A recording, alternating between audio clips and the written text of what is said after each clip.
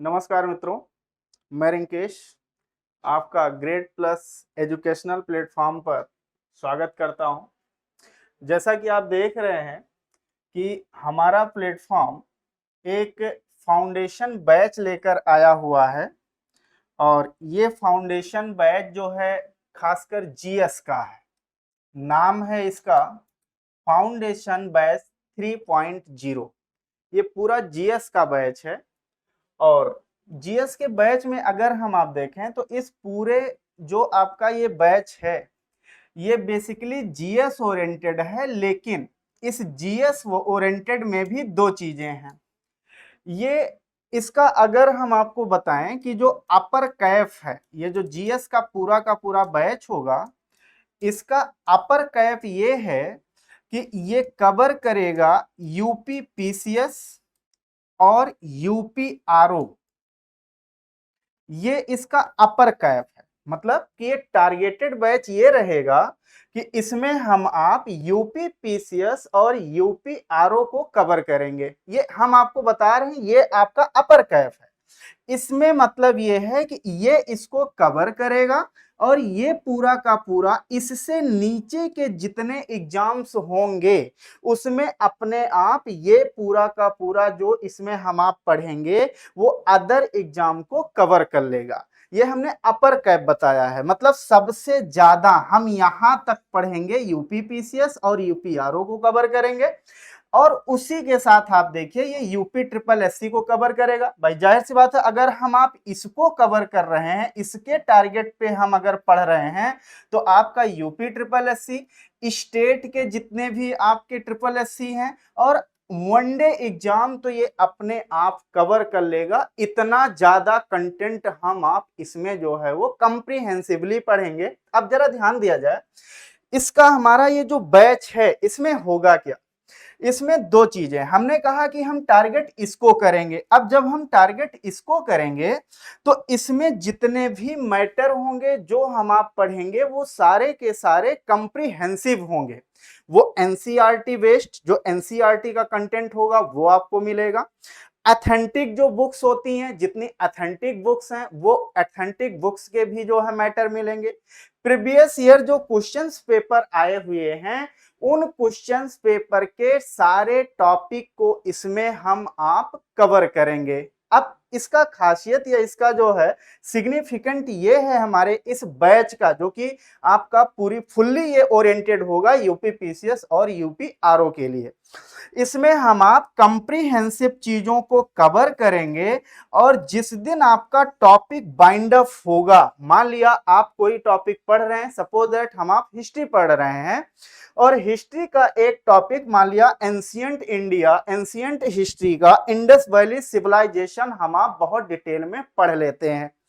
अब जब वो टॉपिक खत्म हो जाएगा तो कम से कम 25 क्वेश्चन, 25 क्वेश्चन वो आपका यूपी पीसीएस और यूपी आरओ प्लस इसमें आप बीपीएससी भी जोड़ लीजिए, इस लेवल के लगभग 25 क्वेश्चंस हम आप उसके दूसरे दिन ही प्रैक्टिस करेंगे।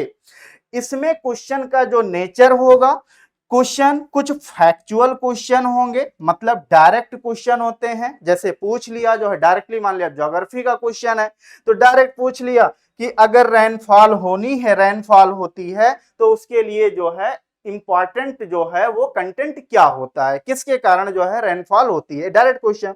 दूसरा, आपको मैचिंग के क्वेश्चन मिलेंगे मैच करने के लिए, क्योंकि आप यूपीपीएससी का पेपर उठाकर देख लीजिए, पब्लिक सर्विस कमीशन का, तो एक क्वेश्चन मैचिंग का आता है। अब मैचिंग में तीन तरीके का है। एक तो हमें मिलाने के लिए डायरेक्टली पूछता है, इस तरीके से हमें मिलाना होता है। दूसरा, ये क्वेश्चन आपका करेक्ट एंड इनकरेक्ट टाइप का पूछता है कि कौन सा पेयर है वो करेक्ट है और कौन सा पेयर है वो इनकरेक्ट है। तो जिस दिन हम आप टॉपिक और चैप्टर खत्म करेंगे पढ़ करके, उसके दूसरे दिन ही हम लगभग 25 क्वेश्चंस का टारगेट बनाएंगे और उसको हम आप प्रैक्टिस कर लेंगे। दूसरी बात हमने कहा कि बहुत कॉम्प्रिहेंसिव होगा, मतलब इसको पढ़ने के बाद अब आपको कहीं अलग से किसी तरीके के मैटर की रिक्वायरमेंट बेसिकली नहीं होगा प्रीलिम्स में। अब ये बता दें कि ये जो हमारा बैच है, अगर हम यूपी पीसीएस और यूपीआरओ बीपीएससी की बात करें तो ये टारगेट करेगा 2024 यूपीपीएससी मतलब यूपीपीसीएस, और आरओ की अगर बात करें तो जो 2023 में आरओ की वैकेंसी आनी है, अभी आनी है, नोटिफिकेशन नहीं आया है, चांस बन रहा है कि जुलाई लास्ट में आपका यूपी आरओ की वैकेंसी आएगी। और अगर ये आपका जुलाई में ये वैकेंसी अगर आती है, नोटिफिकेशन आता है, तो एग्जाम होने की संभावना दिसंबर में है। मान के चलिए कि ये परीक्षा लगभग दिसंबर में होगी। तो ये हमारा दो टारगेट होगा, एक तो पीसीएस 2024 का टारगेट होगा और एक हमारा यूपीआरओ टारगेट होगा जो कि 2023 का होगा, प्लस बीपीएससी को भी हम आप यहां पर कवर करेंगे। तो मतलब ये हमारा जो बैच होगा ये बहुत डीप में होगा, मतलब इसको पढ़ने के बाद फिर हमें जो है जब मेंस लिखने जाएंगे तो उसमें यहां से सारे की पॉइंट हमें पता हो चुका होगा। वहां पर हमें केवल अपनी लिखने की जो स्किल है उसी लिखने की स्किल को डेवलप करेंगे और सारा कंटेंट ये हम आप वहीं पर जो है माला की तरह जो है वो सजा देंगे। तो ये हमारे इस बैच का जो है क्या सिग्निफिकेंट है, क्या इंपॉर्टेंस है, क्या फीचर है, क्या विशेषता है, क्या गुण है, हमने आपको ये बताया। वैसे आप अगर आप देखिए तो हम यहाँ मेंशन है डेप्थ कॉन्सेप्ट ऑफ टॉपिक्स, वही मैंने बताया कि जो भी टॉपिक्स हम आप पढ़ेंगे वो आपका फाइनली जो है वो डेप्थ होगा, बहुत डीप में जा करके, क्योंकि एग्जाम ओरिएंटेड पढ़ना है, टाइम बिताना नहीं है। उसके बाद चैप्टर वाइज देखिए गेस एमसीक्यू की बात हुई। अभी मैंने कहा है कि जिस दिन चैप्टर खत्म होगा उसके जस्ट दूसरे दिन हम 25 क्वेश्चन का सेट देखेंगे और वो सेट आपका मिसलेनियस होगा, फैक्चुअल भी होगा, कॉन्सेप्चुअल भी होगा, मैचिंग के भी क्वेश्चन होंगे, करेक्ट के भी होंगे, इनकरेक्ट के भी होंगे। ये सारा का सारा जो है हम आप जो है वो कवर करेंगे। दूसरा आप देखिए नोट्स आपको पीडीएफ फॉर्म में मिलेगा। वो पीडीएफ फॉर्म का नोट्स ये होगा बेस्ट एनसीईआरटी पर होगा। एनसीईआरटी के साथ साथ वो आपका नोट्स जो है बाय हैंड जो लिखे गए, जो हमने आंसर्स जो एग्जाम्स में लिखे गए उन सारे नोट्स को मिला करके आपको नोट्स जो है वो दिए जाएंगे। और नेक्स्ट हमारा ये आपका जो है कि प्रॉब्लम सॉल्विंग सेशन, आप ड्यूरिंग सेशन जो भी आपको समझ में नहीं आएगा आप यहाँ पर जो है कमेंट करके पूछेंगे और बाकायदा उसको आपको जो है बताया जाएगा। तो ये हमने आपको इतनी चीजें यहाँ पर ये बताई। एक बात और बता दें, सबसे बड़ी प्रॉब्लम जो है वो बनी रहती है हिंदी और इंग्लिश मीडियम का, तो बहुत ध्यान से समझिएगा। बेसिकली ये देखा जाता है कि कहीं पर हमें केवल हिंदी मीडियम में बता दिया जाता है, हिंदी ही बता दिया जाता है, और कहीं कहीं ओनली इंग्लिश बता दिया जाता है। एक बात हम आपको बता दें कि यूपी पीसीएस या यूपीएससी, चूंकि यूपी आरओ में आपको ज्यादा लिखना तो नहीं है क्योंकि प्रीलिम्स आपका ऑब्जेक्टिव है और मेंस भी आपका केवल ऐसे लिखना है और थोड़ा सा हिंदी लिखना है, आपको जीएस वहां पे लिखने की जरूरत नहीं है। लेकिन जब आप यूपी पीसीएस में जाएंगे तो यही की पॉइंट आपको मेंस में जरूरत पड़ेगी। वहां पर हम हिंदी वाले को इंग्लिश में लिखते टाइम हम इस तरीके से लिख देते हैं कि जैसे हमें काम चलाना है, तो वो नहीं करना है। हम आपको बहुत अच्छे से ये बता दें कि मेरा ये पूरा जो बैच होगा वो आपका बाइलैंग्युअल होगा, हिंदी और इंग्लिश दोनों में होगा, मैटर दोनों में होंगे, समझाया बताया दोनों में जाएगा, कंटेंट आपको दोनों में मिलेंगे। ये हमारा फीचर होगा इस पूरे जो है आपके बैच का। फुल्ली ये ओरिएंटेड होगा 2024 यूपीपीसीएस एंड 2023 आपका जो है यूपी आरओ एआरओ, तो ये ओरिएंटेड है और आप इस बैच से जुड़ेंगे और इसमें हम आप बाकायदा बहुत अच्छे से करेंगे। इतना जब आपको पढ़ा दिया जाएगा तो आपको वनडे और जितने भी स्टेट लेवल के एग्जाम हैं वो तो आप चुटकियों में कर देंगे, क्योंकि यहाँ पर आपको वन लाइनर नहीं बताया जाएगा, यहाँ पर किसी बुक, किसी जो है किताब, किसी नोट्स की कॉपी नहीं बताई जाएगी, यहाँ पर कॉन्सेप्ट इजाद किया जाएगा और वही कॉन्सेप्ट आपको बाकायदा यहाँ समझाया जाएगा कि आगे चल करके जब आपको लिखना हो तो लिखने की स्किल आपकी जो है वो अच्छे से पता चल जाए। दूसरी बात यह है, आज का जो हमारा लेक्चर है ये जीएस में जो जितने टॉपिक्स हैं वो आपका सिलेबस डिस्कशन हम आपका कराने जा रहे हैं। आज हम आप ये देखेंगे कि जनरल स्टडी में हमें पढ़ना क्या क्या होता है, क्या टॉपिक्स रखे गए हैं, क्या कौन से टॉपिक्स रखे गए हैं, कौन से टॉपिक से क्या क्वेश्चन आते हैं, हमारी पूरी चर्चा ये है। दूसरी बात ये बता दें कि ये पूरा जीएस का डिस्कशन है, मतलब PCS, RO, ARO, BPSC, one day, SSC, banking, जितने भी एग्जाम हैं ये पूरा जीएस कवर करेगा। और जल्द ही हम लेकर आएंगे यूपी पीसीएस का सिलेबस डिस्कशन। बहुत जल्दी ही आपको, जो हमारे नए होंगे, बहुत नए जो है भाई बहन होंगे जो अभी शुरुआत करने जा रहे हैं, फाउंडेशन में हैं, उनके लिए बहुत जल्दी ही यूपी पीसीएस का सिलेबस डिस्कशन आएगा कि आपका यूपी पीसीएस का सिलेबस क्या है और उसमें क्या क्या पढ़ना होता है। क्योंकि किसी भी एग्जाम का पहला जो सबसे इंपॉर्टेंट स्टफ होता है वो आपका सिलेबस होता है, और वो बहुत जल्दी आपके सामने आएगा।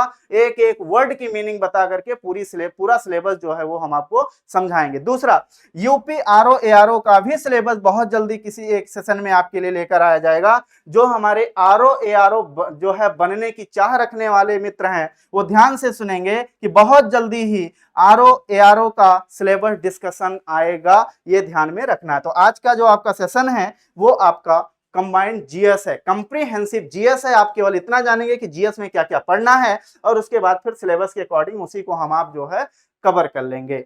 ठीक है, आगे बढ़ते हैं। अब अगर हम लोग देखें तो इसमें जो हम लोगों को पढ़ना है, सिलेबस की जो है टॉपिक्स की अगर हम आप बात करें तो इसमें जो कवर करना है, ध्यान से देखिएगा। जैसे पहला टॉपिक हमने यहां मेंशन कर रखा है एनवायरमेंट एंड इकोलॉजी।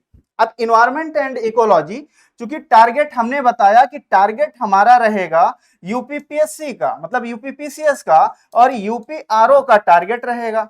अब अगर टारगेट हमारा ये है तो जो आपका इन्वायरमेंट इकोलॉजी का पार्ट है यूपीपीसीएस और यूपीआरओ में बहुत इंपॉर्टेंस रखता है, क्योंकि 12 to 15 क्वेश्चन पूछे जाते हैं। 12 से 15 क्वेश्चन आपके इन्वायरमेंट इकोलॉजी के जो है वो पूछे जाते हैं।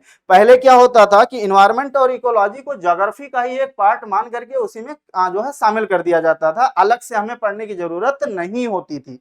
लेकिन अब ये देखा जा रहा है कि आयोग या कमीशन का नेचर जो है क्वेश्चन पूछने का बदल चुका है। अब वो स्पेशली इन्वायरमेंट इकोलॉजी के सेक्शन को जो है पूछ रहा है, तो हमें बाकायदा इसको पढ़ना पड़ेगा। क्योंकि अगर आप यूपीपीसीएस में जाएंगे तो यूपीपीसीएस में 150 क्वेश्चन आता है। 150 क्वेश्चंस में से लगभग 15 क्वेश्चन इन्वायरमेंट के अगर आते हैं डायरेक्टली इनडायरेक्टली तो बहुत इंपॉर्टेंट रखता है, क्योंकि ये लगभग 10% क्वेश्चन जो है वो कवर कर लेता है। अगर आप आरओ की बात करेंगे तो 8 से 10 क्वेश्चन हमें यहां भी मिलता है, तो इसलिए ये हमारे लिए बहुत इंपॉर्टेंट हो जाता है। दूसरी बात यह है कि इन्वायरमेंट इकोलॉजी का जो सेक्शन है ये थोड़ा कॉन्सेप्चुअल है। कॉन्सेप्चुअल का मतलब हुआ कि इसमें थोड़ा सा हमें समझना होता है, थोड़ी सी साइंस लगती है, साइंस में आप फिजिक्स थोड़ा लगाना पड़ेगा, थोड़ा सा इसमें जो है समझने की होती है, इसीलिए लोगों का जो है इसमें थोड़ा सा जो है मन नहीं लग पाता है। लेकिन हम आपको भरोसा दिलाते हैं कि जब ये आपका एनवायरमेंट इकोलॉजी का सेशन शुरू होगा, बहुत अच्छे से छोटी बारीक चीज आप पढ़ते जाएंगे और चुटकियों में आप पेपर में जो क्वेश्चंस आएंगे उनको जो है वो सॉल्व कर ले जाएंगे। अब जैसे देखा जाए, इसमें हमने पहला टॉपिक जो मेंशन किया है इन्वायरमेंट ऑर्गन एंड टाइप्स की बात कर रहे हैं, मतलब इन्वायरमेंटल ऑर्गन एंड टाइप्स की बात हो रही है कि अब इसमें क्या पढ़ेंगे, इन्वायरमेंट्स क्या होता है, इन्वायरमेंट्स के ऑर्गन क्या होते हैं, मतलब अंग क्या होते हैं। अंग में आप देखेंगे पेपर में क्वेश्चन पूछा जाता है कौन सा जो है आपका जो है बायोटिक है, कौन सा जो है अबायोटिक है, कौन सा एनर्जी का जो है पार्ट है, ये पूरा।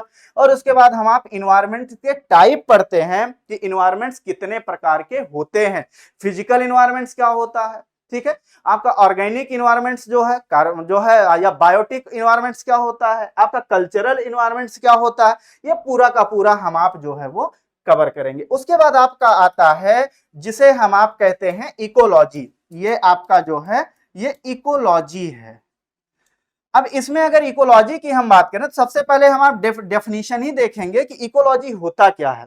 उसके बाद इकोलॉजी के टाइप्स क्या हैं, इकोलॉजी कहां कहां एग्जिस्ट करती है, आपका जो है ओशियन में इकोलॉजी कैसा होता है, आपका जो है लैंड पार्ट पे कैसा होता है, ग्रास लैंड पे कैसा होता है, लेक मतलब झील में कैसा होता है, ये पूरा का पूरा हम आप इकोलॉजी की बात करेंगे। अब यहां देखा जाए तो ये हमने आपको कंजर्वेशन की बात की है, ये इकोलॉजिकल कंजर्वेशन ये दो टाइप्स का, एक तो आपका इन सीटू होता है, एक आपका जो है एक्स सीटू होता है। मतलब अगर इकोलॉजी को हमें कंजर्व करना है तो उसके कंजर्व करने के तरीके कितने हैं, जैसे हमने लिखा in situ and ex situ, मतलब कहां पे। अब इन सीटू का मतलब होता है कि जीव जहां पर रहता है वहीं पर उसको कंजर्वेशन, वहीं पर उसको प्रोटेक्शन दे दिया गया, और कभी कभी हमें जीव को ले जाकर के कहीं और प्रोटेक्शन देना पड़ता है, तो ये आपका एक्स-2 हो जाता है। अब आप पेपर उठाकर देखेंगे तो बहुत सारे सवाल पूछे गए हैं कि इसमें से कौन सा इन सीटू में आता है, कौन सा एक्स-2 में आता है। जैसे इन सीटू में अगर देखा जाए तो नेशनल पार्क हो गया, आपका जो है वाइल्ड लाइफ सेंचुरीज हो गई, इसी में है। जैसे इसमें जो है एक्स-2 में देखा जाए तो आपका बॉटनिकल जो है बॉटनिकल गार्डन हो गया, आपका जो है जितने डीएनए बैंक होते हैं, जीन बैंक होते हैं, ये हो गए। तो ये पूरा का पूरा हम आप पढ़ेंगे, पेपर उठाकर देखिएगा।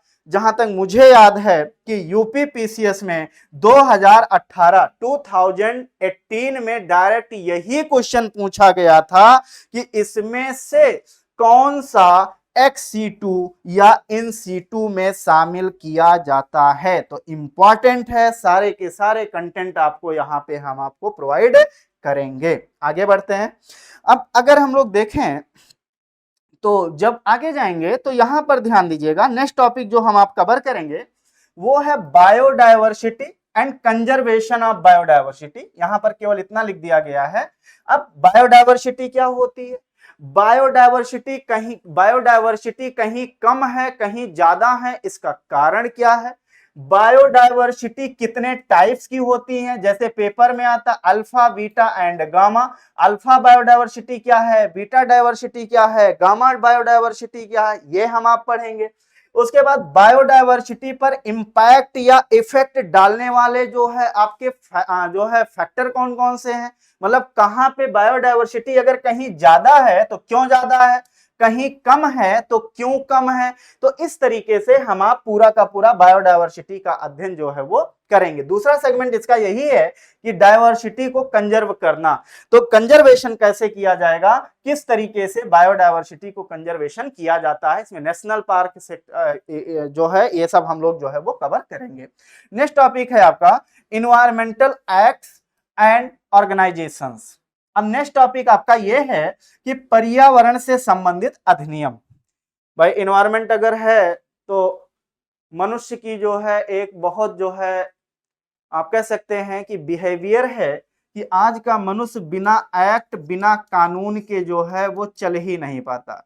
तो अगर हमें इन्वायरमेंट को प्रोटेक्शन देना है तो उसके लिए सरकार ने नेशनल लेवल पर और इंटरनेशनल लेवल पर हमने क्या बना रखे हैं, कुछ एक्ट्स बना रखे हैं, उन्हीं एक्ट्स का हम आप अध्ययन करेंगे। जैसे अगर देखा जाए तो पेपर में क्वेश्चंस पूछे जाते हैं, अपने यहाँ की अगर हम बात कर लें या वर्ल्ड की ही अगर हम आप बात कर लें, खासकर इन्वायरमेंट को प्रोटेक्शन के लिए अगर देखा जाए तो इन्वायरमेंट के प्रोटेक्शन से रिलेटेड हम आप पढ़ेंगे। जैसे स्टॉकहोम कन्वेंशन हुआ था 1972 में, 1972 में आपका स्टॉकहोम कन्वेंशन होता है, ये पढ़ना पड़ेगा, इन्वायरमेंट से रिलेटेड है। उसके बाद हम आप देखते हैं तो हमारे यहाँ 1774 में 1700 सॉरी माफी चाहते हैं आपका 1974 में मतलब 1974 में हमारे यहाँ वाटर पोल्यूशन प्रोटेक्शन एक्ट आया था, मतलब जल प्रदूषण को रोकने के लिए हमारे यहाँ अधिनियम बनाया गया। उसके बाद अगर देखा जाए तो हमारे यहाँ ही 1981 में 1981 में एयर पोल्यूशन प्रोटेक्शन एक्ट आया था, मतलब 1981 में हमने वायु प्रदूषण को कैसे कम किया जाए इससे रिलेटेड हमारे यहाँ पार्लियामेंट ने क्या बनाया, कानून बनाया, एक्ट बनाया।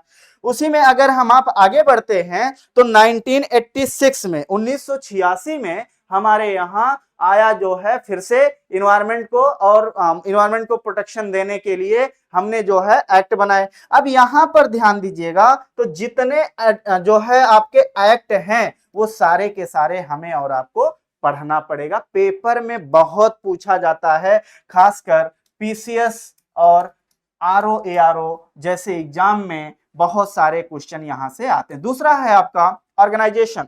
तो इन्वायरमेंट से रिलेटेड जितने ऑर्गेनाइजेशन है, लाइक आप देखिए पेपर में पूछा जाता है, आईयूसीएन की बात कर लेता है, मतलब आईयूसीएन आपसे पूछा जाता है, जो है इंटरनेशनल यूनियन फॉर जो है कंजर्वेशन ऑफ नेचर की बात करता है, ये हमें पढ़ना होगा।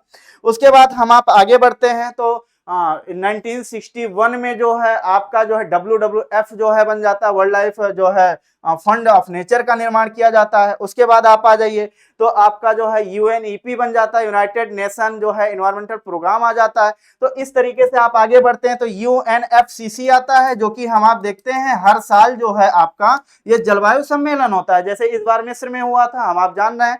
तो इस तरीके से जितने भी ऑर्गेनाइजेशन हैं खासकर इन्वायरमेंट से रिलेटेड, इसको जो है हम लोग क्या करेंगे, कवर करेंगे।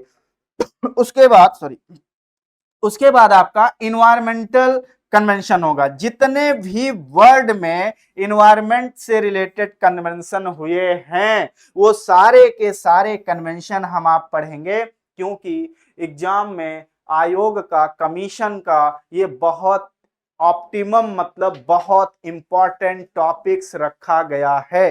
तो ये भी हम आप कवर करेंगे कि इन्वायरमेंटल जो कन्वेंशन हुए हैं, जितने कन्वेंशन हुए हैं वो सारे के सारे कन्वेंशन यहां पर हम आप जो है वो कवर करेंगे। आगे बढ़ते हैं, ध्यान दीजिएगा, अभी हम आप बात किसी कर रहे हैं, इन्वायरमेंट इकोलॉजी की बात करिए। ये पूरा कंप्रीहेंसिव है, इसके बाहर कुछ भी हमें पढ़ने की जरूरत नहीं है, सारा टॉपिक आपके सामने यहीं पर जो है वो रख दिया गया है। चलिए हम लोग आगे बढ़ेंगे तो नेक्स्ट टॉपिक आपका जो है, अब हम ध्यान दीजिएगा, अब हम लोग आ जाएंगे इंडियन पॉलिटी में।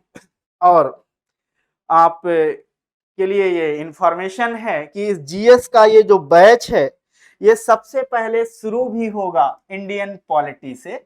ये जो इंडियन पॉलिटी का पार्ट है यही इस बैच की स्टार्टिंग होगी, मतलब कि पॉलिटी का ही सेक्शन हम आप जो है वो शुरू करेंगे। अब देखिए पॉलिटी में बड़ी समस्या ये है, कहा जाता है कि जिसको पॉलिटिक्स में जिसका मन नहीं लगता उसको पॉलिटी समझने में थोड़ी सी जो है वो समस्या होती है। बट हमारा मानना है कि जीएस के जितने भी सेक्शन हैं उसमें सबसे आसान जो है वो इंडियन पॉलिटी ही है। बस क्या है, हमें और आपको केवल समझने की जरूरत है, पढ़ने का हमें तरीका पता होना चाहिए, और ये बहुत इंपॉर्टेंट टॉपिक है।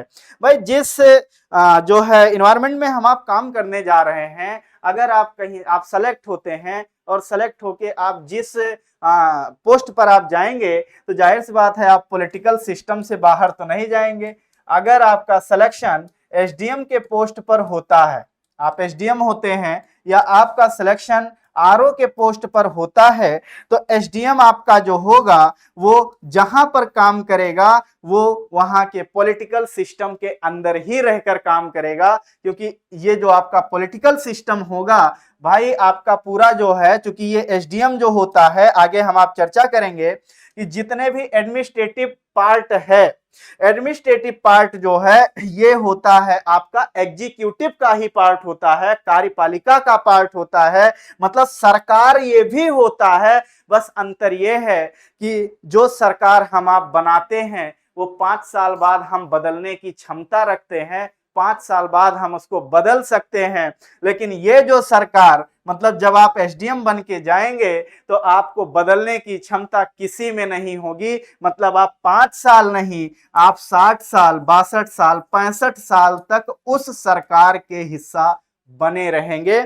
इसीलिए जो एग्जीक्यूटिव है, एग्जीक्यूटिव में जो एडमिनिस्ट्रेशन है, प्रशासन है, डीएम, एसडीएम या उनके नीचे जितने लोग हैं, इनको कहा जाता है परमानेंट एग्जीक्यूटिव। इन्हें कहा जाता है क्या? इन्हें अस्थाई कार्यपालिका मतलब अस्थाई सरकार के नाम से जाना जाता है। तो भाई जहां हम काम करने जा रहे हैं वहां का हमें पॉलिटिकल सिस्टम जानना जरूरी है कि नहीं जरूरी है? अगर आप पॉलिटिकल सिस्टम ही नहीं जान रहे हैं तो आप अपना ट्रांसफर कैसे रुकवाएंगे? अगर उस जगह का पॉलिटिकल सिस्टम हमें नहीं पता है, वहां का मेंबर ऑफ पार्लियामेंट का व्यक्ति कैसा है, मतलब वहां का एमपी कैसा है उस डिस्ट्रिक्ट का, आपके वहां का जो है लेजिस्लेटिव असेंबली का मेंबर, दैट इज वहां का एमएलए कैसा है, अगर हम इसके बारे में नहीं जानेंगे तो हम वहां कैसे जाएंगे? इसलिए हमें इस पार्ट के बारे में भी जो है जानकारी रखना जरूरी है। एक बात तो ये हो गई। अब इसमें अगर देखा जाए तो जब आप पीसीएस की बात करते हैं, यूपी पीसीएस, लगभग 15 से 20 सवाल पूछे जाते हैं, 15 to 20। और जब आप इसी को आरओ में कन्वर्ट कर देते हैं तो लगभग 15 सवाल पूछे जाते हैं। मतलब एवरेज, ऑन एवरेज आपको यह ध्यान में रखना है कि इस पूरे टॉपिक से, इस पूरे सेगमेंट से आपको कम से कम 18 सवाल एग्जाम में मिलने वाला है। और 18 सवाल, 18 क्वेश्चंस अगर आपको मिल रहे हैं तो ये बहुत बड़ी बात है, क्योंकि ये थोड़ा आसान भी है। मैं आपको बता दूं, किसी को टफ भले लगता हो, बट मेरा मानना है कि ये सबसे आसान सेगमेंट है। अब जैसे इसमें देखा जाए, पहला टॉपिक हम आप पढ़ेंगे भी जो स्टार्ट होगा वो है आपका कॉन्स्टिट्यूशनल डेवलपमेंट। दैट इज जो हमारा कॉन्स्टिट्यूशन बना हुआ है, उस कॉन्स्टिट्यूशन में किस तरीके से हमारा कॉन्स्टिट्यूशन बना, उसका हिस्टोरिकल बैकग्राउंड कैसा था, हमने हिस्ट्री से क्या लिया, हमने ब्रिटिशर्स के टाइम में जो कानून बने थे उनसे क्या लिया हम अपने कॉन्स्टिट्यूशन में, ये पूरा का पूरा हम आप इसी में कवर करेंगे। जैसे हम आपको बताएं इसमें हम आप पढ़ेंगे क्या, ये शुरू होगा आपका रेगुलेटिंग एक्ट 1773 से। जैसे हम आपको बताएं, regulating act 1773, fix India act 1784, उसके बाद चार्टर एक्ट शुरू हो जाते हैं, charter act 1793, charter act 1813, charter act 1833, charter act 1853, उसके बाद जो है भारत जो है परिषद जो है मतलब कि इंडिया काउंसिल एक्ट 1858, उसके बाद इंडिया काउंसिल एक्ट 1861, उसके बाद इंडिया काउंसिल एक्ट 1892, उसके बाद आपका आ जाता है इंडिया काउंसिल एक्ट 909 जिसे हम आप कहते हैं मार्ले मिंटो रिफॉर्म, उसके बाद आपका आ जाता है जिसे हम आप कहते हैं गवर्नमेंट इंडिया गवर्नमेंट एक्ट 1919 जिसे हम आप कहते हैं चेम्सफोर्ड रिफॉर्म, उसके बाद आपका आ जाता है गवर्नमेंट इंडिया एक्ट 1935, और उसके बाद आपका हो जाएगा जिसे हम आप कहेंगे इंडिपेंडेंट एक्ट 1947। तो इसमें हम आप वही एक्ट पढ़ेंगे क्योंकि पेपर में बहुत क्वेश्चन यहां से पूछा जा रहा है, खासकर ये आयोग का बहुत इंपॉर्टेंट सेगमेंट बन चुका है, तो ये कवर हम आपको कराएंगे अच्छे से। उसके बाद भैया संविधान का निर्माण होगा, मतलब मेकिंग ऑफ कॉन्स्टिट्यूशन होगा, कॉन्स्टिट्यूंट असेंबली बनेगी, भारत का कॉन्स्टिट्यूशन कैसे बना, कॉन्स्टिट्यूंट असेंबली ने कैसे काम किया, कितने दिन में जो है बना, क्या क्या प्रोसेस हुआ, वो पूरा का पूरा हम आप इसी चैप्टर में जो है वो कवर करेंगे। उसके बाद नेक्स्ट टॉपिक होगा, बहुत इंपॉर्टेंट है, कि सोर्स क्या है हमारे कॉन्स्टिट्यूशन से, क्योंकि हमने कहां से क्या लिया, किस देश से क्या प्रावधान लिया।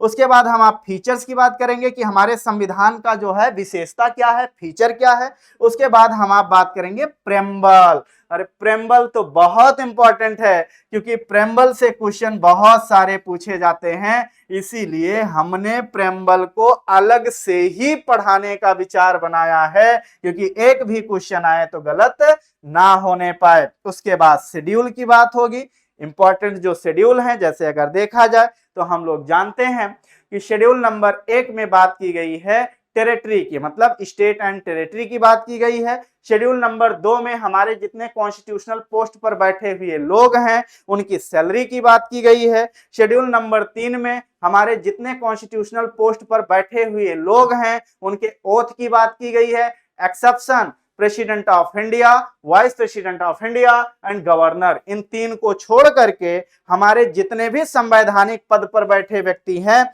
लाइक जज, chief justice of India, member of parliament, cabinet minister, आपका प्राइम मिनिस्टर या स्टेट का जो पूरा फंक्शन है, उनके जो है किसकी बात की गई है, ओथ की बात की गई है। और शेड्यूल नंबर 4 में जो बात किया गया है, शेड्यूल नंबर 4 में आपके जो राज्यसभा की सीटें हैं उन सीटों के जो है आपके आवंटन की बात की गई है, मतलब उनके डिस्ट्रीब्यूशन की बात की गई है कि कौन से स्टेट में कितनी राज्यसभा की सीटें होंगी। और शेड्यूल नंबर 5 में जो आपके नॉर्थ ईस्ट के स्टेट हैं उनका जो ट्राइबल रीजन है या ट्राइबल रीजन है मतलब जनजातीय क्षेत्र है, उनके प्रशासन की बात की गई है, खासकर जो आपके नॉर्थ ईस्ट के स्टेट हैं, एक्सेप्शन छोड़ करके, जैसे आपका मेघालय को छोड़ करके, जैसे आपका जो है अगर हम लोग देखें तो त्रिपुरा को छोड़ करके, आपका जो है आसाम को छोड़ करके और आपका मिजोरम को छोड़ करके, ये 4 स्टेट को छोड़ करके शेड्यूल नंबर 5 में और सारे स्टेट के एडमिनिस्ट्रेशन की बात की गई है।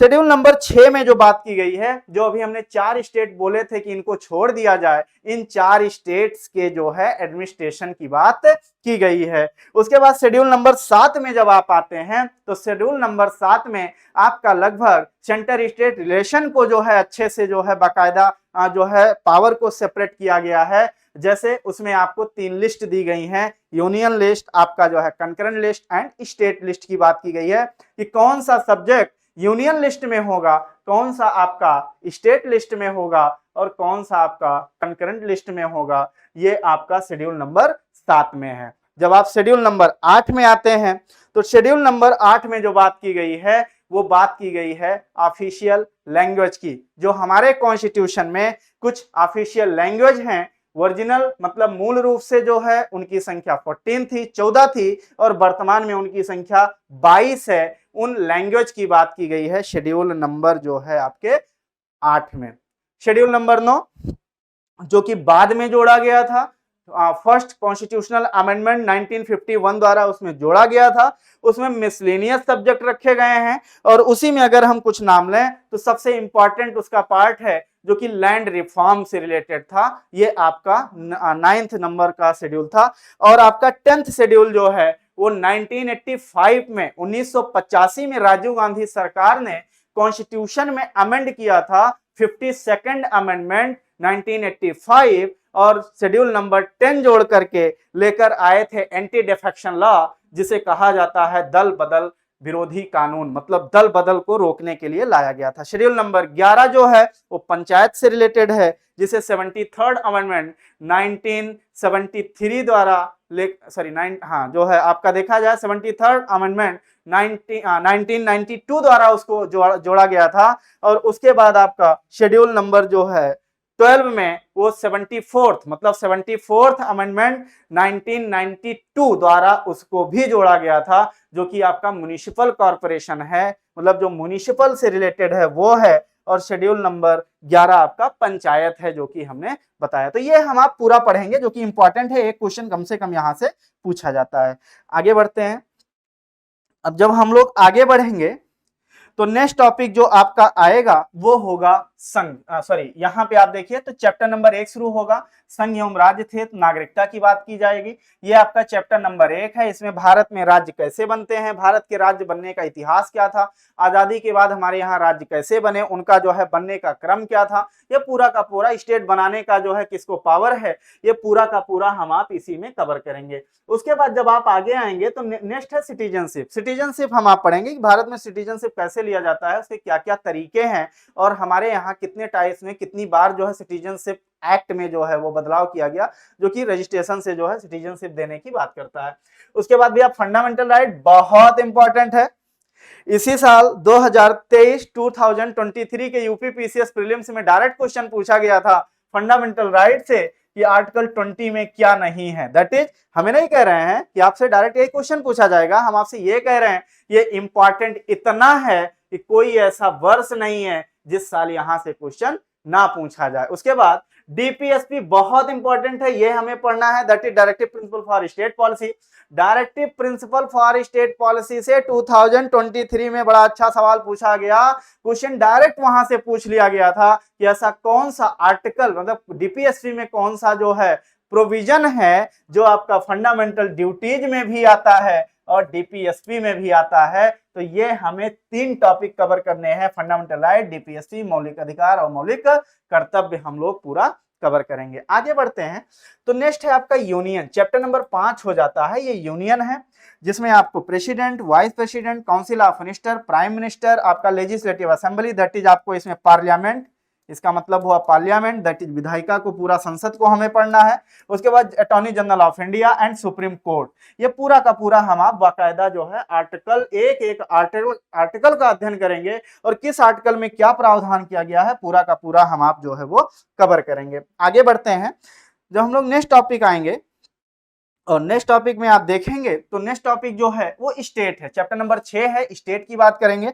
और स्टेट की जब हम बात करेंगे तो स्टेट में हम आप क्या पढ़ेंगे, एक तो आपका SC ST का सॉरी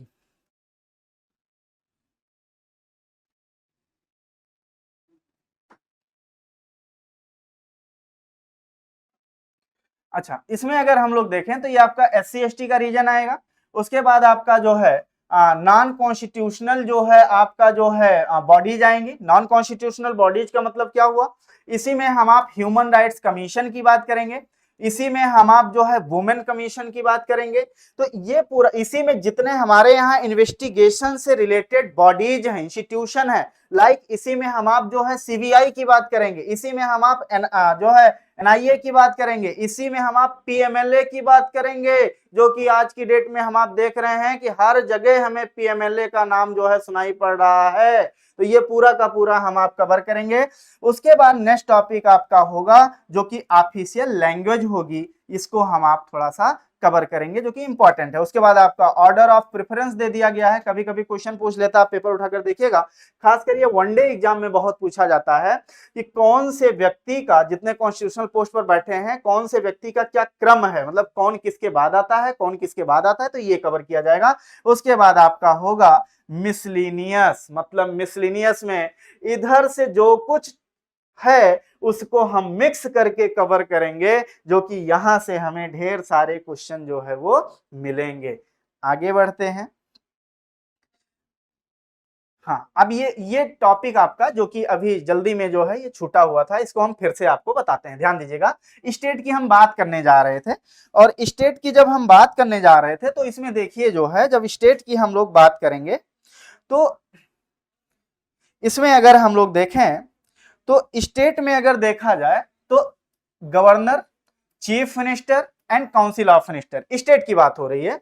हाई कोर्ट और आपका राज्य विधायिका मतलब हुआ स्टेट लेजिस्लेचर, मतलब स्टेट लेजिस्लेचर, जिसमें दो चीजें होंगी, एक तो आपका लेजिस्लेटिव असेंबली होगी और एक लेजिस्लेटिव काउंसिल, जिसको हम आप क्या कहते हैं, एक होगी विधानसभा जहां पर सिंगल हाउस होगा, वहां केवल विधानसभा, और जिन स्टेट में हमारे यहाँ डुअल हाउस है वहां आपका असेंबली के साथ साथ आपका जो है वो आपका स्टेट काउंसिल की भी बात होगी। उसके बाद देखिए स्थानीय स्वशासन, अरे ये तो बहुत इंपॉर्टेंट है भाई, ये आपका जिसे हम आप कॉमन जो है उसमें बोलते हैं पंचायती राज व्यवस्था।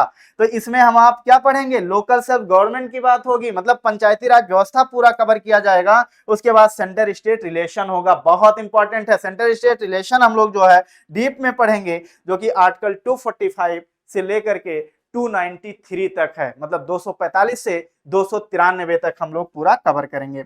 उसके बाद आपका इमरजेंसी प्रोविजन है। इमरजेंसी प्रोविजन हमारे यहाँ 3 प्रकार की इमरजेंसीज हैं, उनको कैसे जो है कौन इंप्लीमेंट करता है, कौन उसको विड्रॉ करता है, इमरजेंसी लगने का क्या बेस होता है, इमरजेंसी कोई लगाया है तो हटेगा कैसे, उसका क्या इंपैक्ट पड़ता है, ये पूरा का पूरा हम आप जो है वो कवर करेंगे। उसके बाद आपका जितने कॉन्स्टिट्यूशनल बॉडीज हैं, कॉन्स्टिट्यूशनल बॉडीज मतलब इसमें हम आप union public service commission and SPSC मतलब स्टेट पब्लिक सर्विस कमीशन पढ़ेंगे।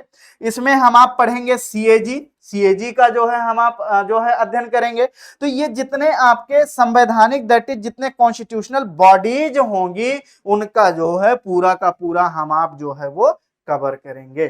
ठीक है, आगे बढ़ते हैं।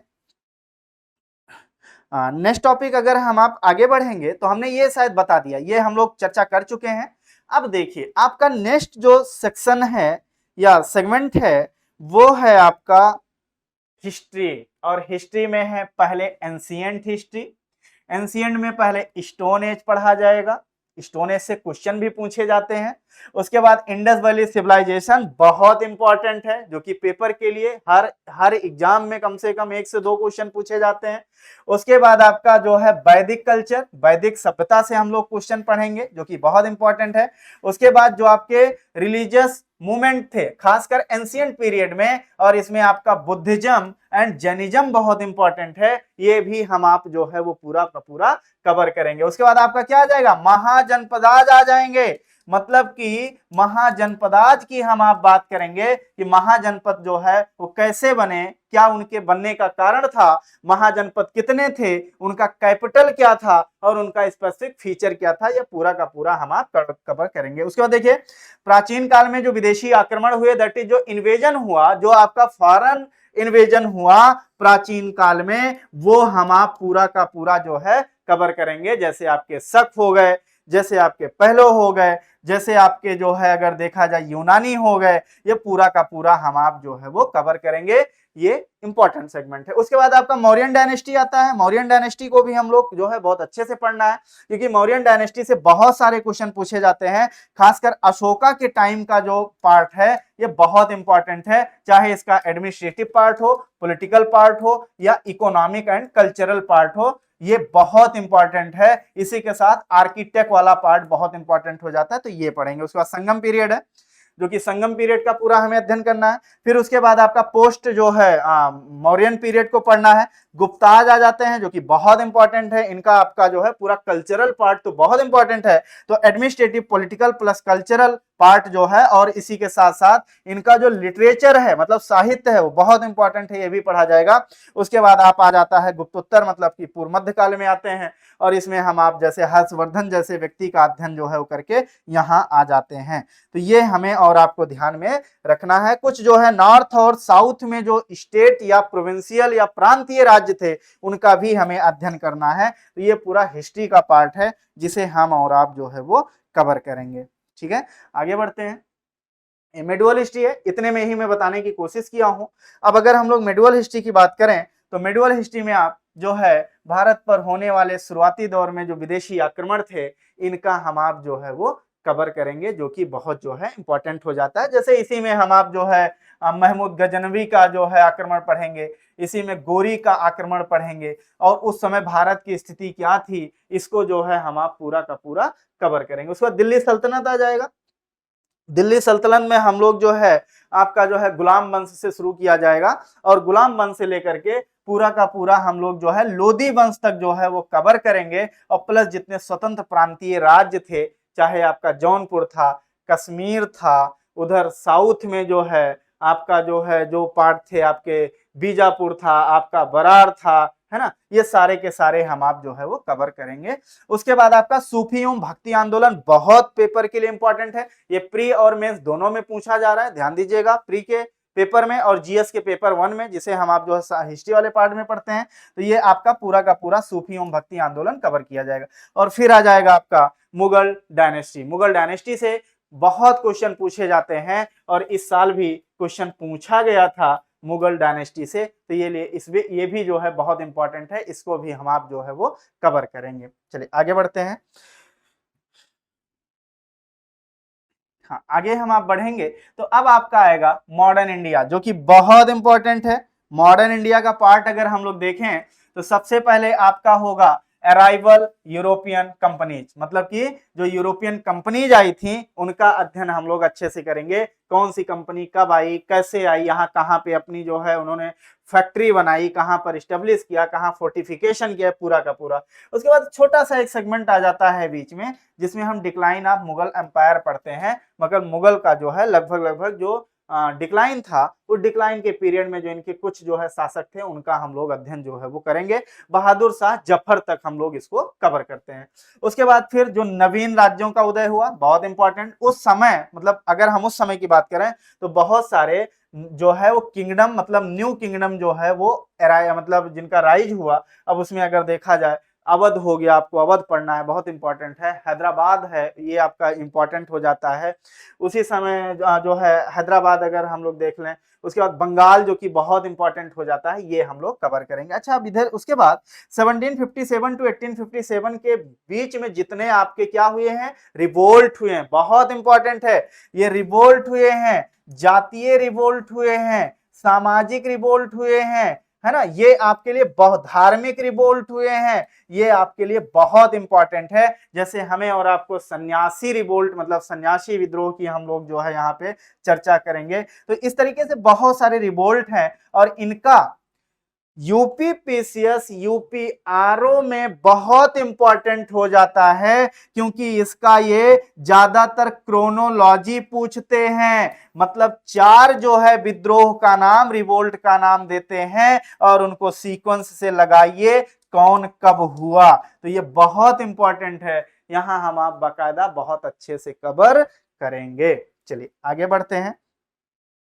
नेक्स्ट टॉपिक अगर हम आप देखें तो इसी में 1857 की जो है 1857 का रिवोल्ट बहुत इंपॉर्टेंट है, पेपर में पूछा गया है, इसी साल 2023 वाले पेपर में आ चुका है कि कौन सा, जहां तक मुझे याद है पेपर में क्वेश्चन बना हुआ था कि जो रिवोल्ट थे उनके टाइम पीरियड पूछा गया था, उसमें जो है पूछा गया था कि कहां पर रिवोल्ट किस डेट को जो है स्टार्ट हुआ था, वो क्रोनोलॉजी पूछा हुआ था। उसके बाद 1857 के बाद जो किसान फार्मर और जो ट्राइबल मूवमेंट हुआ ये पढ़ना है। आईएनसी से पूर्व जो है मतलब इंडियन नेशनल कांग्रेस बनने से पहले जितने आपकी संस्थाएं थी ये पढ़ना है।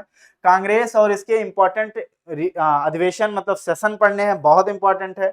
और ब्रिटिश काल की जो इकोनॉमिक पॉलिसी और उसका इफेक्ट पड़ा वो हमें पढ़ना है, किस तरीके से उनकी आर्थिक नीतियां, आर्थिक मतलब इकोनॉमिक पॉलिसी इंडिया पर जो है इंपैक्ट डाली, ये पढ़ना है। उसके बाद सोशल एंड रिलीजियस रिफॉर्म पढ़ना है। उसके बाद आपका एक्सट्रीमिस्ट एंड लिबरलिज्म मतलब लिबरल जो क्रांतिकारी आंदोलन था ये पढ़ना है। और भारत में बहुत इंपॉर्टेंट अंग्रेजों के टाइम में एजुकेशन और जो आपकी मीडिया थी मतलब जो समाचार पत्र थे, इनको भी हमें बाकायदा बहुत अच्छे से पढ़ना है, पेपर में पूछा जाता है। चलिए आगे बढ़ेंगे। हाँ, नेक्स्ट टॉपिक अगर हम लोग देखें तो नेक्स्ट टॉपिक है आपका, अब यहां से शुरू होता है 1905 टू 1917 बंगाल विभाजन। ये मैंने बहुत अच्छे से एक एक टॉपिक को लिख दिया है। बंगाल डिवीजन और आपका जो है स्वदेशी आंदोलन मतलब सेल्फ गवर्नमेंट जो है मूवमेंट हम लोग देखेंगे। उसके बाद कांग्रेस का डिवीजन एंड दिल्ली दरबार, गदर पार्टी, कामागाटा मारू जो आपका जो है एक्शन था वो। उसके बाद गांधी जी का भारत में आगमन होता है। यहां पर गांधी जी के विषय में आपको थोड़ा पढ़ना पड़ेगा, क्योंकि गांधी जी के विषय में बहुत सारी इनकी जो मतलब इनकी पर्सनल व्यक्तिगत इनसे जो है रिलेटेड, इनके जीवन से रिलेटेड बहुत सारे क्वेश्चन पूछे जाते हैं, तो ये भी हम आप जो है वो कवर करेंगे। उसके बाद देखिए, अब ये गांधी जी की ही कहानी चल रही है। देखिए हमने मेंशन किया गांधी जी के जो प्रमुख आंदोलन थे वो क्या क्या थे। चंपारण था 1917 में, 1917 में अहमदाबाद था 1918 में फरवरी में, खेड़ा था 1918 में लगभग मार्च के बाद। उसके बाद आपका नॉन कॉपरेशन जो है, यहाँ देखिए ये ऑपरेशन लिख दिया गया है, ये है कॉपरेशन, ध्यान दीजिएगा भैया, माफी चाहते हैं नहीं तो ऑपरेशन हो जाए। ये आपका नॉन कॉपरेशन मूवमेंट है, असहयोग आंदोलन है। उसके बाद सबने अवज्ञा आंदोलन मतलब सिविल डिसोबीडियंस मूवमेंट है। उसके बाद भारत छोड़ो आंदोलन क्विट इंडिया मूवमेंट है। उसके बाद चौरी चौरा जो आपका एक्शन हुआ था वो है। उसके बाद आपका जो है स्वराज पार्टी है and Hindustan Republican association that is HRA हमें पढ़ना होगा। उसके बाद काकोरी कांड और एचआरए देखिए यहाँ पे लिखा है, ये पूरा का पूरा कवर करेंगे, इधर आप आएंगे। उसके बाद साइमन कमीशन एंड एचएसआरए मतलब हिंदुस्तान सोशलिस्ट रिपब्लिकन एसोसिएशन पढ़ना है। उसके बाद केंद्रीय असेंबली, ये पूरा टॉपिक ही लिख दिया गया है। सेंट्रल असेंबली में जो बमकांड हुआ था वो पढ़ना है। राउंड टेबल कन्वेंशन जो हुई है वो पढ़ने हैं। उसके बाद गांधी और इरविन का जो पैक्ट था, समझौता था, वो पढ़ना। कम्युनल अवार्ड जो है आपका 16 अगस्त 1932 को आया, ये पढ़ना। भारत सरकार नियम 1935 मतलब इंडिया गवर्नमेंट एक्ट 1935। और जो प्रांतीय सरकारें बनी थी मतलब प्रोविंशियल सरकारें जो बनी थी, जो 11 प्रांत थे वहां पे 11 प्रांतों में जो सरकारें बनी थी उनका भी अध्ययन करना है। और 1935 टू 47 तक के बीच का जितने भी इवेंट्स और घटनाएं हुई वो बाकायदा हमें क्रोनोलॉजी के साथ पढ़ना है आपने। तो इसके बाद यहाँ पर गवर्नर जनरल स्पेशली पढ़ा जाएगा और भारत का संवैधानिक विकास हो जाएगा। तो ये हिस्ट्री के इतने टॉपिक्स, इतने पार्ट हम लोग जो है वो कवर करेंगे। चलिए आगे बढ़ेंगे। अब आपका है ज्योग्राफी का सेक्शन। ये आपका वर्ल्ड ज्योग्राफी का सेक्शन है। यूनिवर्स, यहां पर अगर हम लोग देखें तो यूनिवर्स एंड सोलर सिस्टम, अर्थ का ओरिजिन कैसे हुआ और इसका जो है आपका जियोलॉजिकल हिस्ट्री कैसा है, मतलब कहां पर किस तरीके से, कहां पर जो है जब पृथ्वी की उत्पत्ति हुई तो किस तरीके से पृथ्वी पर जो है जीव की जो है जीव का अराइवल हुआ, किस तरीके से पानी आया, ये सारा का सारा हम आप जो है वो कवर करेंगे।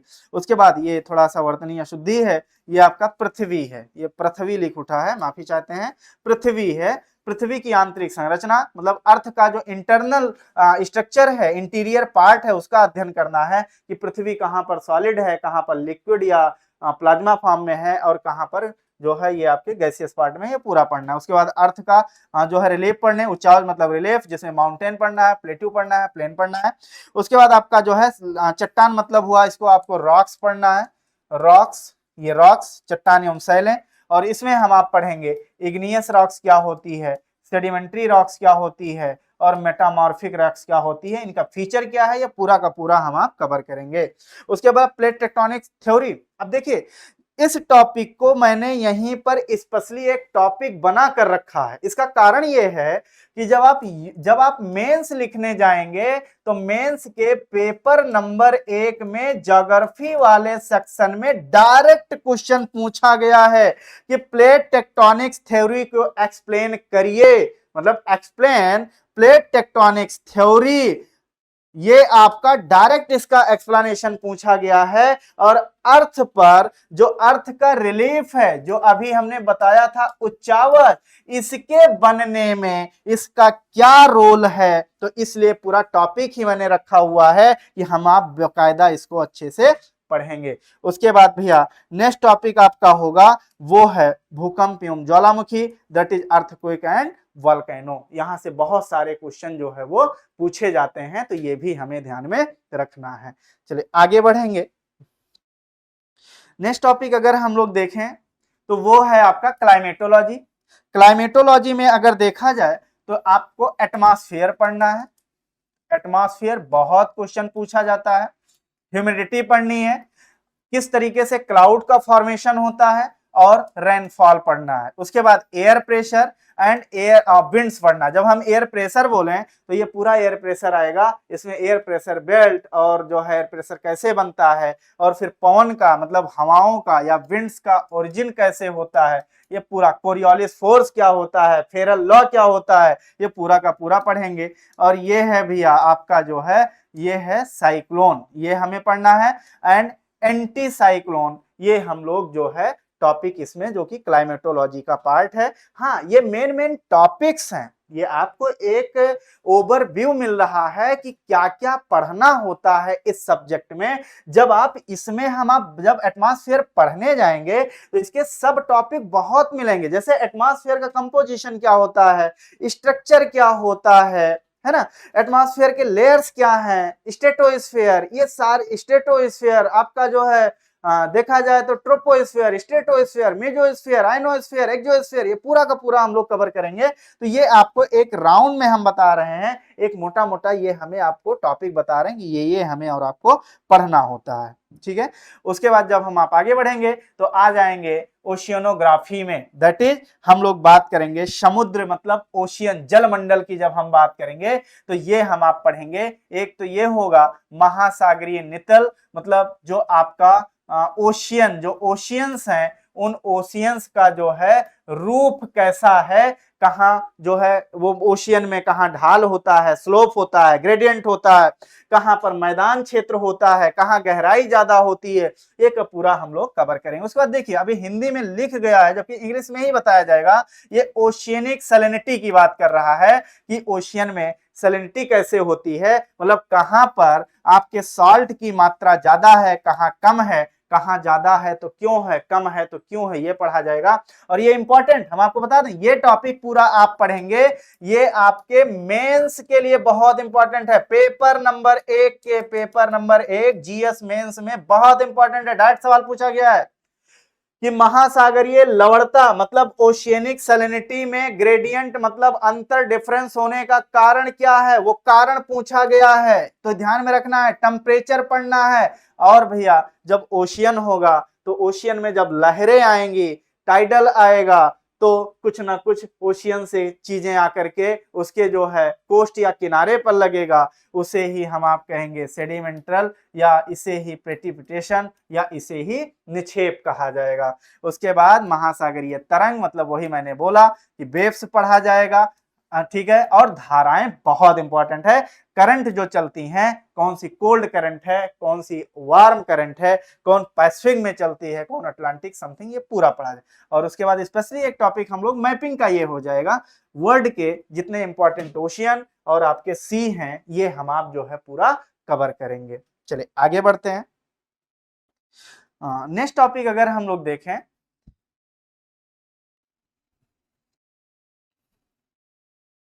तो नेक्स्ट टॉपिक आपका इकोनॉमिक ज्योग्राफी का है। अब ये जो इकोनॉमिक ज्योग्राफी का पार्ट है अगर हम लोग देखेंगे तो इकोनॉमिक ज्योग्राफी का जो सेक्शन है जो कि इंपॉर्टेंट है, इसमें हम आप सॉइल पढ़ेंगे, मृदा पढ़ेंगे, एग्रीकल्चर कवर करेंगे। यहाँ पर जो वेजिटेशन है वो ग्रास लैंड और एनिमल हस्बेंड्री पढ़ेंगे। मिनरल रिसोर्स पूरा का पूरा कवर किया जाएगा। और ट्रांसपोर्टेशन मतलब इसमें एयर वेज पढ़ा जाएगा, वाटर वेज पढ़ा जाएगा, और आपका जो रोड है इसको भी जो है कवर किया जाएगा। उसके बाद आपका आता है ह्यूमन ज्योग्राफी। ह्यूमन ज्योग्राफी में आप जो है बेसिकली दो चीजें कवर करेंगे। एक तो मनुष्य की प्रजातियां कितनी हैं, मतलब कितने प्रकार की जो है प्रजातियां जो है मनुष्य की हैं, और उसमें जनजातियां जो कि हम आप देखते हैं बहुत सारी जनजातियों से पेपर में क्वेश्चन पूछे जाते हैं। आगे बढ़ेंगे तो अब आपका इंडियन ज्योग्राफी का होगा। पहला चैप्टर है आपका ये भू राजनैतिक लिख उठा है, लेकिन ध्यान में रखिएगा इसको हम आप पढ़ेंगे, जो ये आपका पार्ट होगा इसको जो है हम आप पढ़ेंगे। ये अगर हम लोग देखें तो भू राजनैतिक यहाँ पर लिखा हुआ है, इसका मतलब होता है जियोपॉलिटिकल लोकेशन, मतलब भू राजनैतिक स्थिति, मतलब भारत कहाँ है, कैसे है, कितनी लंबाई, कितनी चौड़ाई, कितना एरिया, ये पूरा का पूरा। उसके बाद भू आकृतिक प्रदेश, मतलब कि इसमें हम आप जो है जियोमॉर्फोलॉजिकल डिवीजन पढ़ेंगे, इसे ही कहा जाता है फिजिकल डिवीजन। ये हिंदी में लिख उठा है, इसे ही फिजिकल डिवीजन। और इसमें पढ़ेंगे भारत में कहाँ कहाँ पर्वत है, पठार है, मैदान है, आइलैंड्स है, ये पूरा कवर किया जाएगा। उसके बाद अपवाह तंत्र मतलब ड्रेनेज सिस्टम, इसको कहा जाता है ड्रेनेज सिस्टम। और ड्रेनेज सिस्टम एंड लेक ये दोनों कवर किया जाएगा। और ये बेसिकली रिवर्स का चैप्टर है, नदियों वाला चैप्टर है। उसके बाद आपका रिवर प्रोजेक्ट पढ़ा जाएगा। क्लाइमेटोलॉजी भारत की जलवायु पढ़ा जाएगा। उसके बाद सॉयल दैट इज मृदा होगी, मिट्टी होगी, और भारत में पाई जाने वाली प्राकृतिक वनस्पतियों को कवर करेंगे। फिर उसके बाद आपका एग्रीकल्चर एंड एनिमल हस्बेंड्री, उसके बाद मिनरल्स एंड एनर्जी रिसोर्स, उसके बाद आपका इंडस्ट्रियल सेक्टर, उसके बाद आपका ट्रांसपोर्टेशन, उसके बाद आपका फिर वही आएगा कि भारत में पाई जाने वाले ट्राइब्स कितने हैं, कहां कहां पाए जाते हैं। उसके बाद आपका हो जाएगा वो होगा डिजास्टर मैनेजमेंट, मतलब जो हमारे यहाँ आपदाएं आती हैं, चाहे वो लैंडस्लाइड का हो, चाहे वो आपका अर्थक्वेक का हो, चाहे वो आपका जो है सुनामी का हो, ये पूरा पूरा कवर करेंगे। क्योंकि मेंस में तो ये पूरा टॉपिक भी रखा गया है आपका पेपर नंबर 3 में डिजास्टर मैनेजमेंट के नाम से। चलिए आगे बढ़ेंगे। अब आपका इकोनॉमी आ गया है, अर्थव्यवस्था मतलब इकोनॉमी। इकोनॉमी में देखिए पहला टॉपिक यहाँ पर मेंशन है, ये टॉपिक है economics and types of economics. मतलब ये क्वेश्चन बहुत पूछा जाता है कि इकोनॉमिक्स क्या है, उसके प्रकार क्या है, टाइप्स क्या है। मतलब जैसे आप पढ़ते हैं हम लोग माइक्रो इकोनॉमिक्स और मैक्रो इकोनॉमिक्स, ये पूरा जो है व्यष्टि एंड समष्टि ये पढ़ा जाएगा।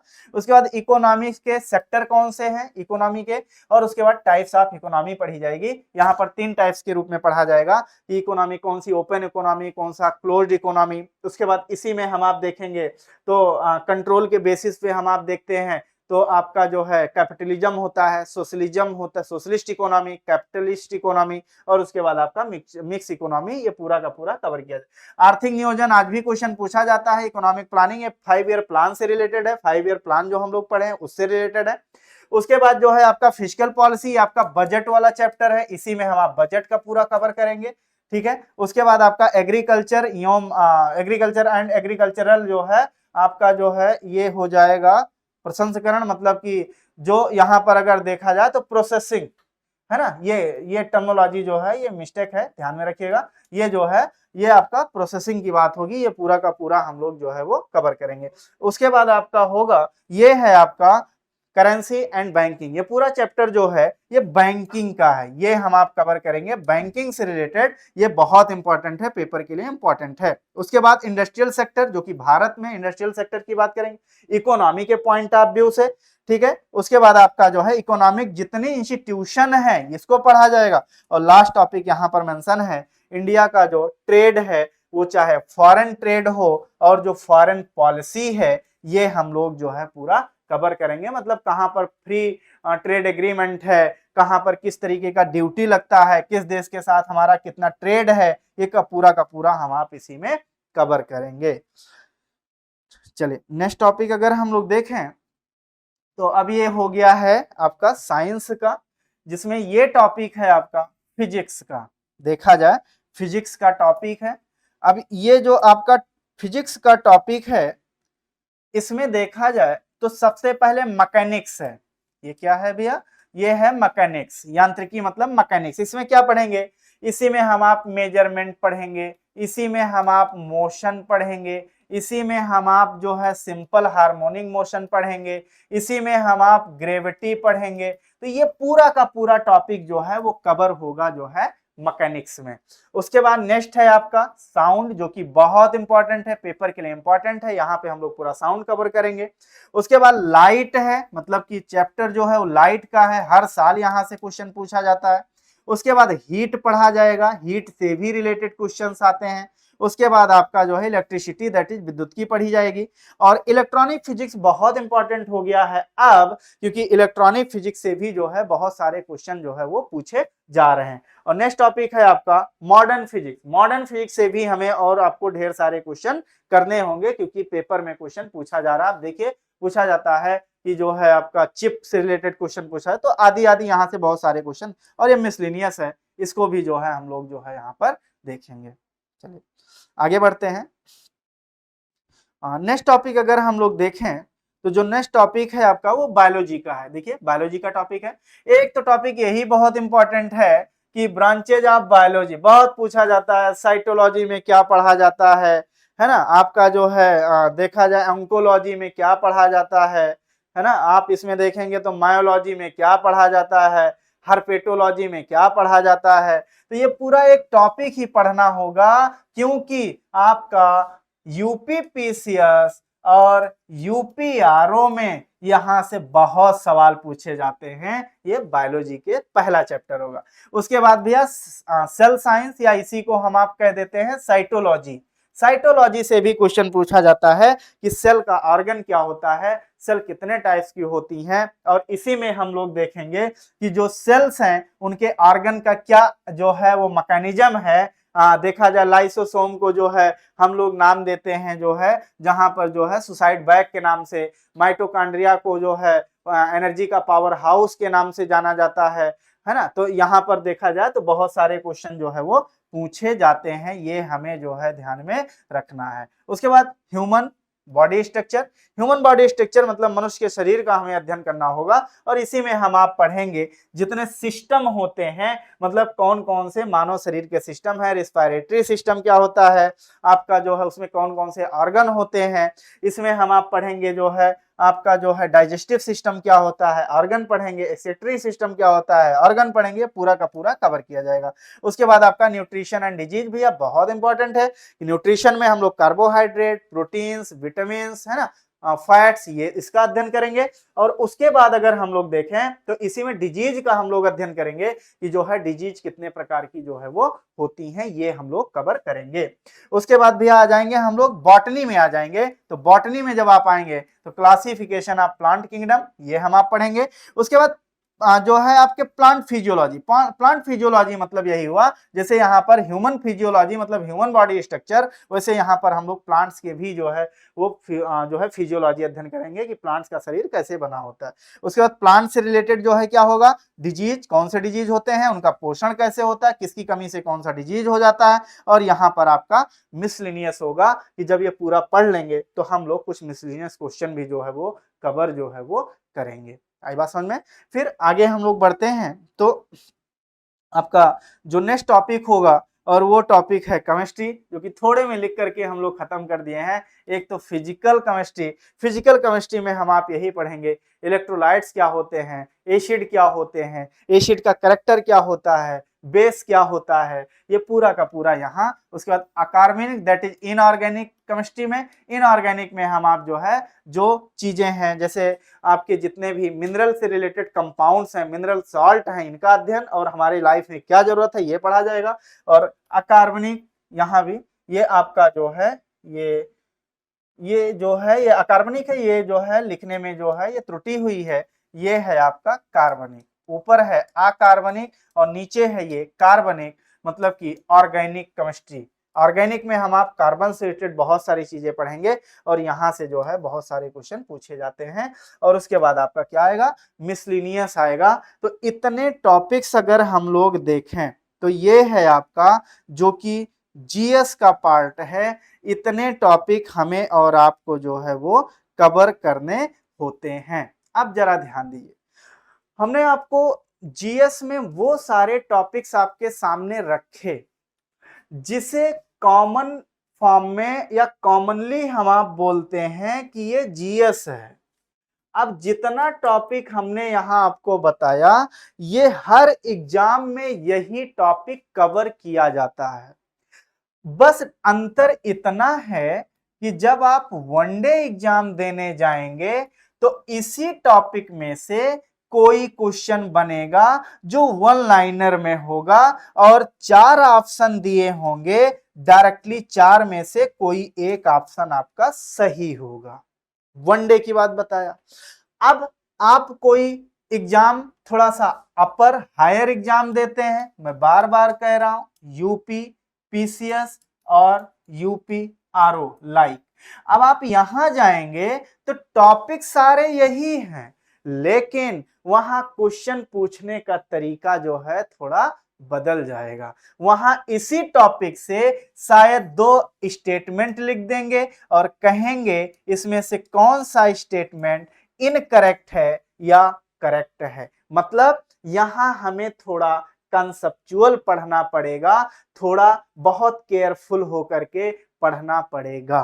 तो ये पूरा जीएस का सेक्शन है जो हर एग्जाम में जो है वो पूछा जाता है। मेरा केवल गोल ये था कि जीएस का जितना पार्ट आता है वो सारे जीएस के पार्ट आपके सामने रख दिए जाएं।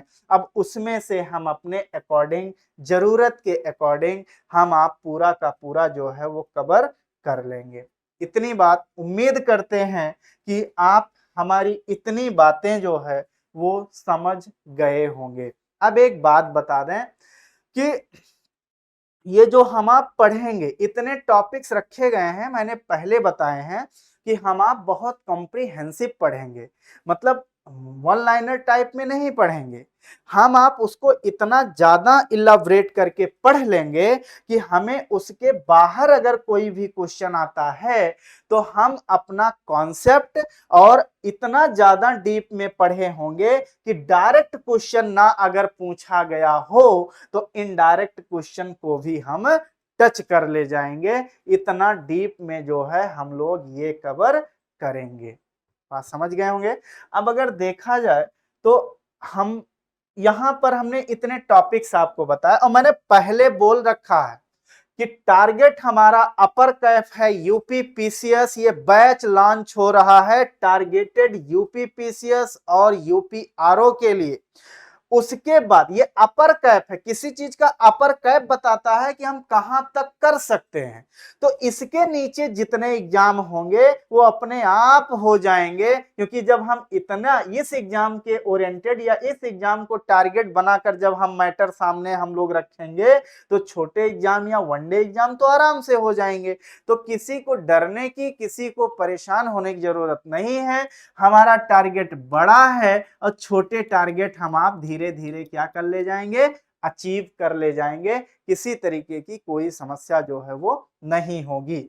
उम्मीद करते हैं कि आपको ये सिलेबस का पार्ट जो है तो समझ में आ गया होगा। अब देखा जाए तो ये जो हमारा बैच होगा, ये बैच स्टार्ट हो रहा है 8 AM से, सुबह मॉर्निंग में 8 बजे से हम आप ये बैच जो है हमारा शुरू हो रहा है। अब इसमें अगर हम लोग देखें तो जितने भी सेक्शन हैं, आप जो देख रहे हैं ये, इसमें जितने भी सेक्शन हैं, इन सेक्शंस में देखा जाए तो सबसे पहले जो आपका स्टार्ट की हो रहा है इस जीएस वाले सेक्शन में, वो आपका स्टार्ट होगा इंडियन पॉलिटी। जो पहला सेगमेंट है वो हम आप सुबह 8 बजे से, मतलब मॉर्निंग में 8 बजे से आपका जो स्टार्ट हो रहा है वो स्टार्ट हो रहा है इंडियन पॉलिटी।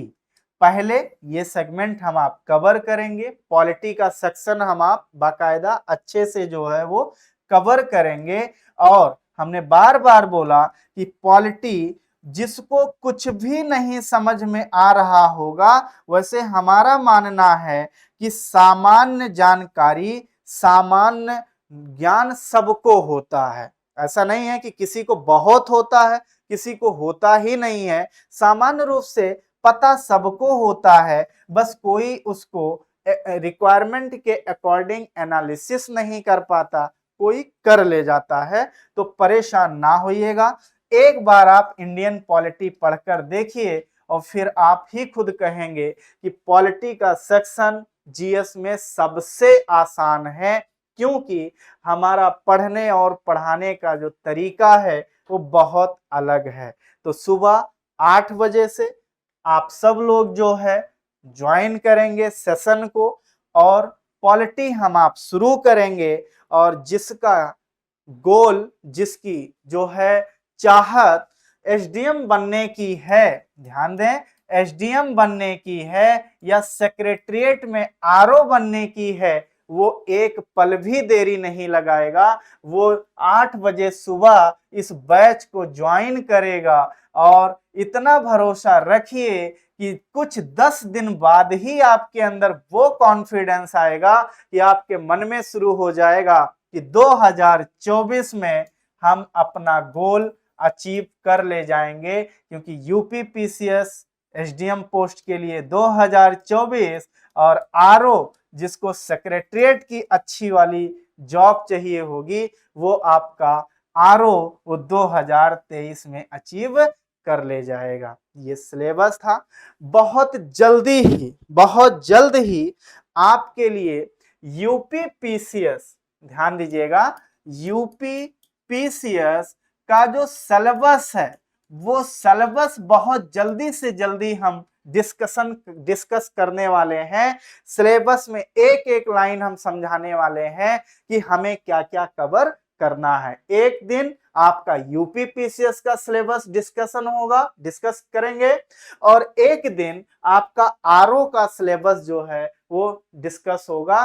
तो बहुत जल्दी ही आपको ये बात जो है इन्फॉर्म कर दी जाएगी कि किस दिन आपका यूपी पीसीएस का सिलेबस डिस्कस किया जाएगा और किस दिन आपका जो है यूपी आरओ का जो है सिलेबस डिस्कस किया जाएगा। तो आप मिलिए हमसे सुबह 8 बजे।